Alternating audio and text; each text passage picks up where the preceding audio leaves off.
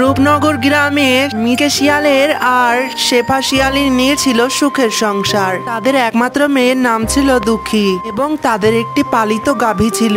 গাভীটিকে তারা আদর করে ডাকতো ধবলি। সেই গ্রামেরই জমিদার ছিল বাঘমশাই, আর বাঘের বউ ছিল অনেক লোভী এবং জেদি।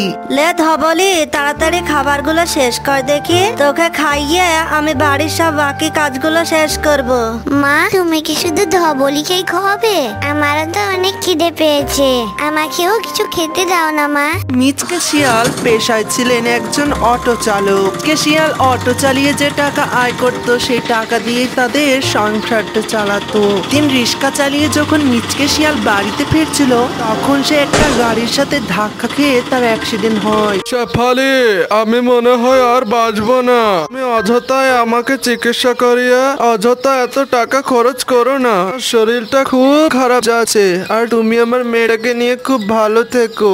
ও গো, তুমি এমন কথা কেন বলছো গো? এ কথা বলো নেকো, আমি তোমার চিকিৎসা করাবো। দরকার পড়লে আমাদের ধবলিকে বেচে দেব, তারপর যে টাকা পয়সা পাবো সেই টাকা দিয়েই তোমার চিকিৎসা করাবো। দরকার হলে আমাদের ভিটে বাড়ি সব বিক্রি করে ফেলবো। তোমাকে ছাড়া যে আমরা কি করে থাকবো? এই বাচ্চা মেয়েটাকে নিয়ে আমি কোথায় যাব? তুমি কোথাও যাবে না গো। না শেফালি, আমার সময় শেষ হয়ে গেছে। তুমি ধবলিকে বিক্রি করো না। ধবলির যে দুধ হবে সেই দুধ নিয়ে বিক্রি করে তুমি আমার সংসারটাকে চালিয়ে নিও, আর আমার মেয়েটাকে দেখে রাখো। আর আমি কোনো ভুল করে থাকলে আমাকে তুমি ক্ষমা করে দিও। এরপর মিচকে শিয়াল মারা যায়, আর মিচকে শিয়ালের বউ শেফালি আর দুঃখী অনেক কান্না করতে থাকে। আর সাথে তাদের ওই ধবলি গরুটাও অনেক কান্না করছে, কারণ ধবলি ছিল মিচকে শিয়ালের অনেক আদরের একটি গাভী। ধবলি, চল, আমি তোকে নিয়ে ঘুরতে যাব, মাঠে ঘাস খাওয়াতে যাব। তুই কি আমার সাথে যাবি?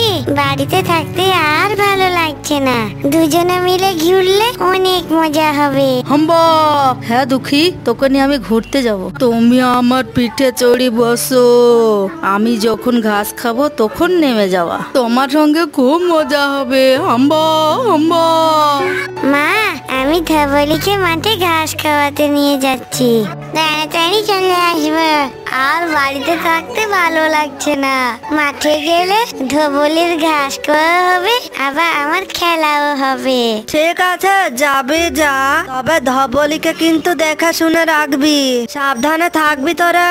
ধবলি, তুই কিন্তু জমিদারের জমিতে যাবি না।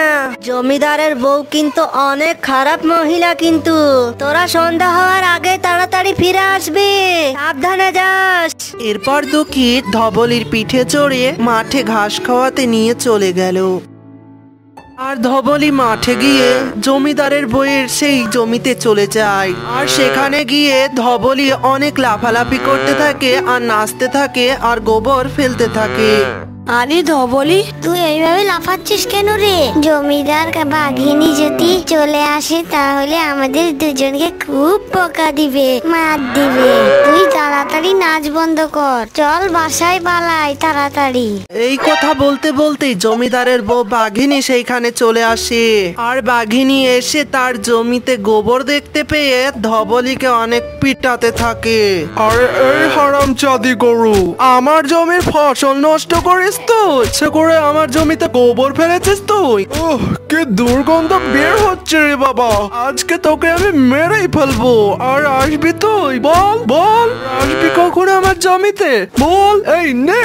ও বাঘিনী কাকিমা, তুমি আমার ধবলিকে আর মেরো না। ধবলিকে, আমার ধবলের যে ভীষণ কষ্ট হচ্ছে। আমি তোমার জমির সমস্ত গোবরগুলো পরিষ্কার করে দিচ্ছি, তারপর আমি ধবলিকে নিয়ে বাড়িতে চলে যাব। তাই দয়া করে আর মেরো না কাকিমা। তো তুই কেন এসেছিস তোর এই দুষ্টু গরুকে নিয়ে? এক্ষুনি এই গোবর গুলো পরিষ্কার কর বলছি, আর জানো তোকে কখনো এই জমিতে না দেখি। এরপর যদি তোকে দেখেছি, এ তোর গরুকে সহ তোকে সমত পেটাবো, বুঝলি? আর আমি গিয়ে তোর শেফালি মাকে নালিশ করবো, কিন্তু এরপর আর কখনো আসবি না। ঠিক আছে কাকিমা, আমি তোমার সব গোবর পরিষ্কার করে দিচ্ছি, আর আমি এখানে কোনোদিনও আসবো না।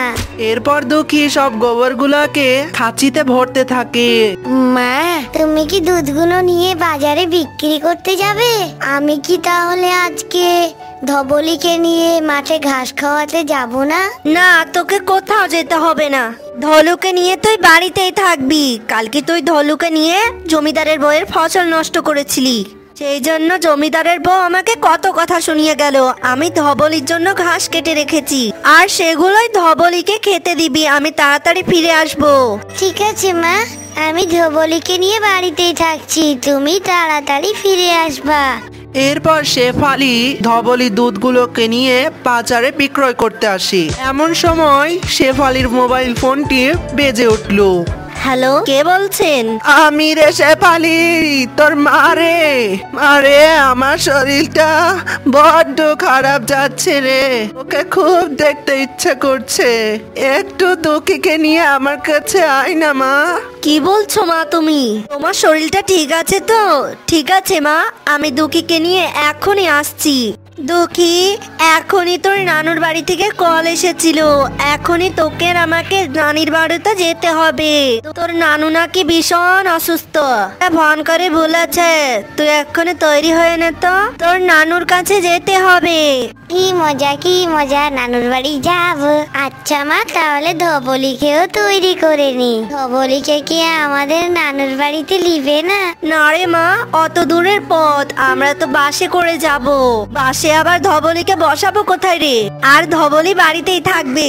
ধবলির জন্য আমি অনেকগুলো ঘাস কেটে রেখে গেছি গোয়ালে, যা খাবার দিয়েছি ধবলি 2-3 দিন হয়ে যাবে, আর 2 দিন পরেই তো আমরা চলে আসবো।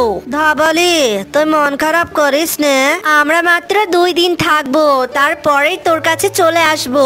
আর তুই কিন্তু ঘর থেকে কোথাও বের হয়ে যাবি না, না হলে কিন্তু তোর বিপদ হবে। আর আমিও বাড়িতে থাকবো না, কে তোকে বাঁচাবে বল? কিছুক্ষণ পর শেফালি শিয়ালিনী আর দুঃখীর বেরিয়ে যাওয়ার পরেই ধবলি বাইরে বেরিয়ে পড়ে, আর ধবলি নাচতে নাচতে জমিদারের বাড়ির মধ্যে ঢুকে পড়ে। আর সেখানে গিয়ে ধবলি অনেক নাচতে থাকে আর গোবর ফেলতে থাকে। আরে আরে, এই সেই শয়তান হারামজাদা গরুটা না, আবার আমার ঘরের মধ্যে চলে এসেছে। শেষ, এই শয়তান গরু, এক্ষুনি বেরিয়ে যা বলছি, আজকে তোকে আমি তালা বন্ধ করে গোয়াল করে আটকে রাখবো। 2 দিন পর যখন দুঃখী আর তার মা বাড়িতে ফিরে আসে, তখন তারা ধবলিকে গোয়াল ঘরে না দেখতে পেয়ে গ্রামে খোঁজ খামটা নিতে থাকে। আরে শেফালি ভাবি যে, তোমাদের ধবলিকে খুঁজে বেড়াচ্ছ বুঝি? জমিদারের বউ বাঘিনী বেঁধে রেখেছে, তাদের গোয়াল ঘরে তালা মেরে রেখেছে গো। শুনেছি জমিদারের বাড়ি গিয়ে তোমাদের ধবলি অনেক দুষ্টুমি করেছিল। এটা আপনি কি বলছেন মুন্নি ভাবি? তাহলে তো আমাকে এক্ষুনি জমিদার বাড়িতে যেতে হবে।